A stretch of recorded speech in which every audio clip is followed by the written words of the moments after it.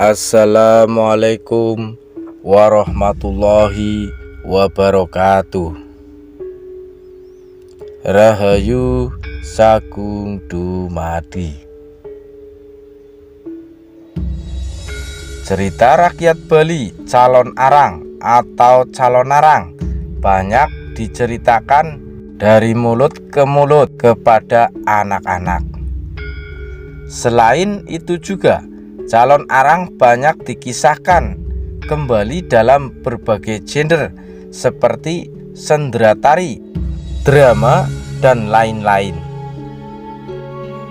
Sosok calon arang dalam kisah tersebut adalah merupakan perwujudan seorang janda jahat, tukang teluh, dan berubah menjadi leak.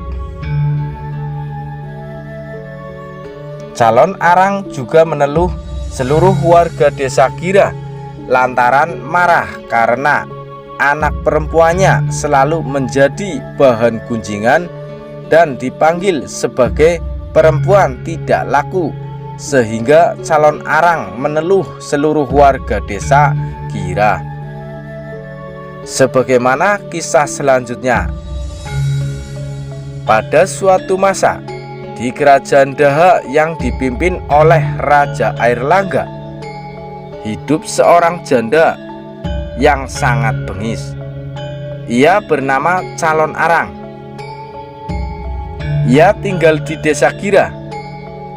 Calon Arang adalah seorang penganut sebuah aliran hitam, yakni kepercayaan sesat yang selalu mengumbar kejahatan memakai ilmu gaib. Calon arang mempunyai seorang putri bernama Ratna Manggali.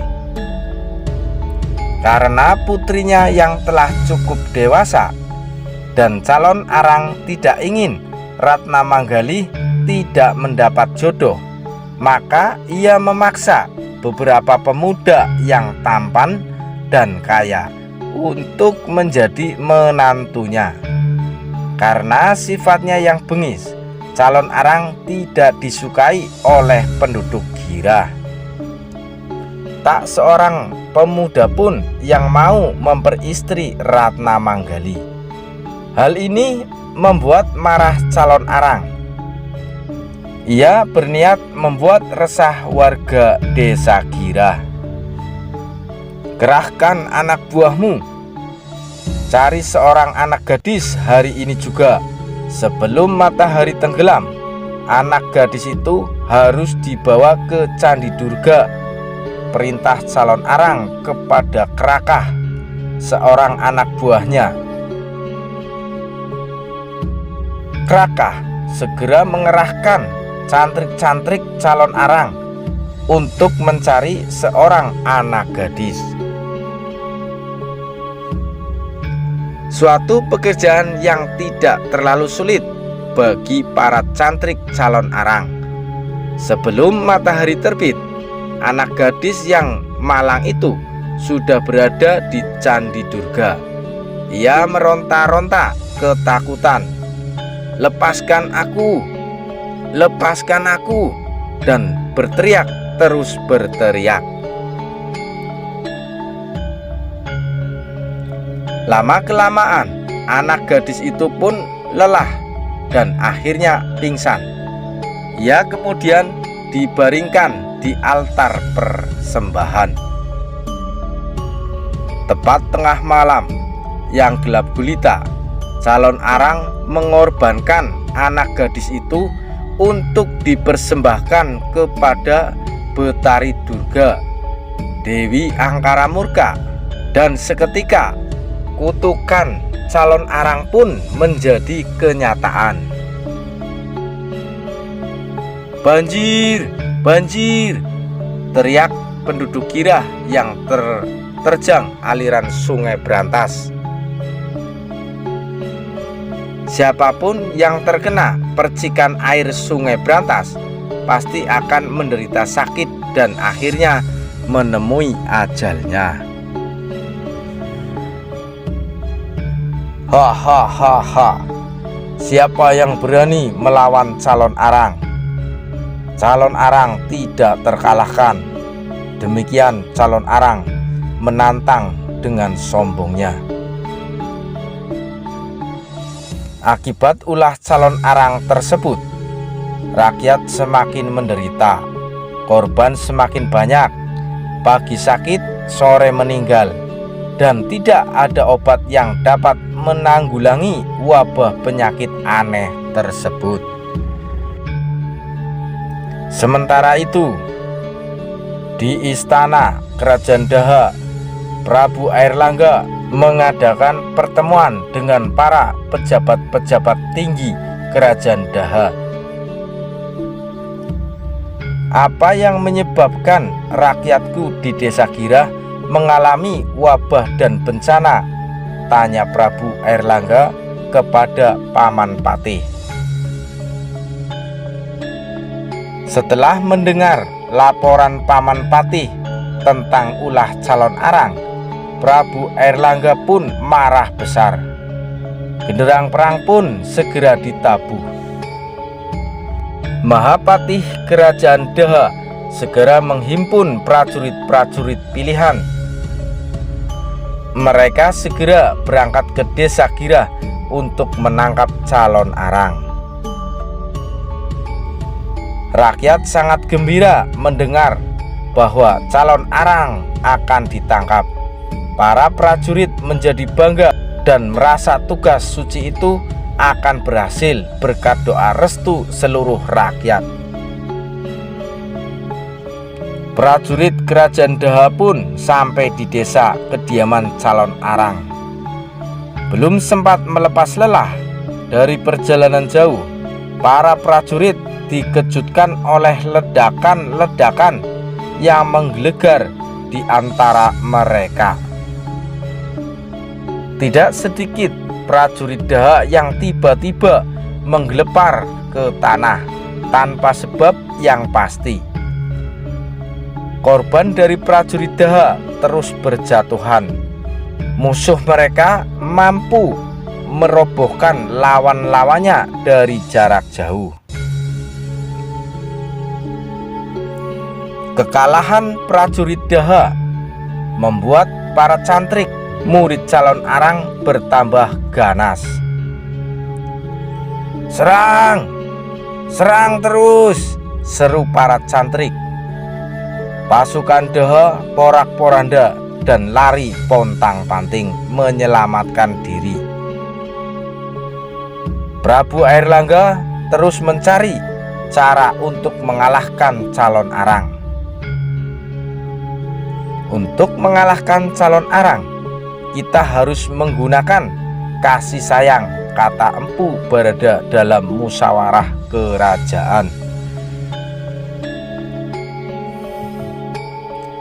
Kekesalan calon arang disebabkan belum ada seorang pun yang bersedia menikahi putra tunggalnya.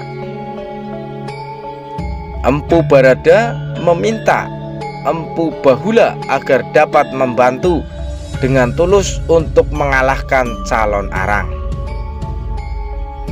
Empu Bahula yang masih lajang diminta bersedia memperistri Ratna Manggali. Dijelaskan bahwa dengan memberi istri Ratna Manggali, Empu Bahula dapat sekaligus memperdalam dan menyempurnakan ilmu-ilmunya. Akhirnya rombongan Empu Bahula berangkat ke Desa Girah untuk meminang Ratna Manggali.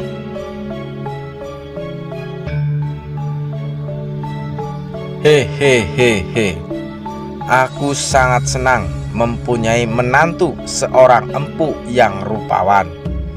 Calon arang terkekeh gembira. Maka diadakanlah pesta pernikahan besar-besaran selama 7 hari 7 malam. Pesta pora berlangsung sangat menyenangkan hati calon arang. Ratna Manggali dan Empu Bahula juga sangat bahagia. Mereka saling mencintai dan mengasihi.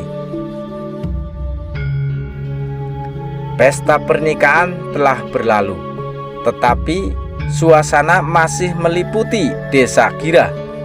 Empu Bahula memanfaatkan saat tersebut untuk melaksanakan tugasnya. Pada suatu hari, Empu Bahula bertanya kepada istrinya,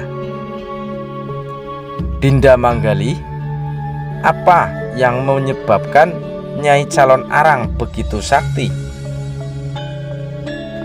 Ratna Manggali pun menjelaskan bahwa kesaktian Nyai Calon Arang terletak pada kitab sihir.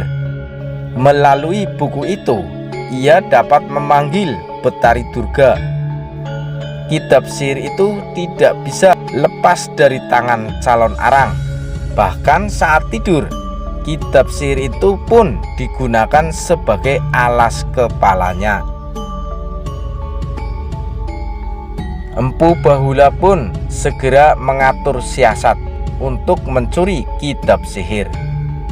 Tepat di tengah malam, Empu Bahula menyelinap masuk tempat peraduan Calon Arang. Rupanya Calon Arang tidur terlalu lelap karena kelelahan setelah selama 7 hari 7 malam mengumbar kegembiraannya.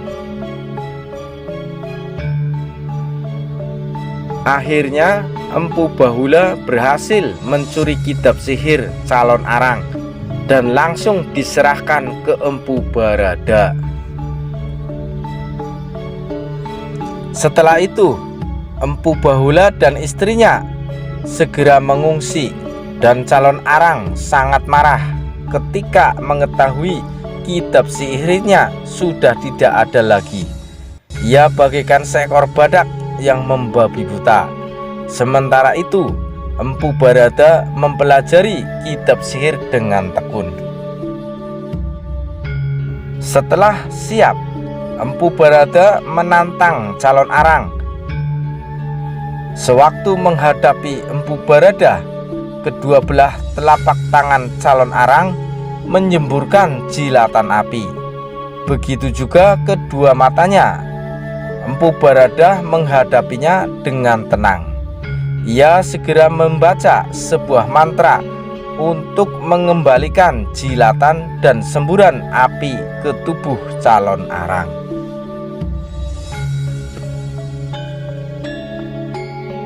Karena kitab sihir tersebut sudah tidak ada padanya, tubuh Calon Arang pun hancur menjadi abu dan bertiup kencang menuju ke laut selatan.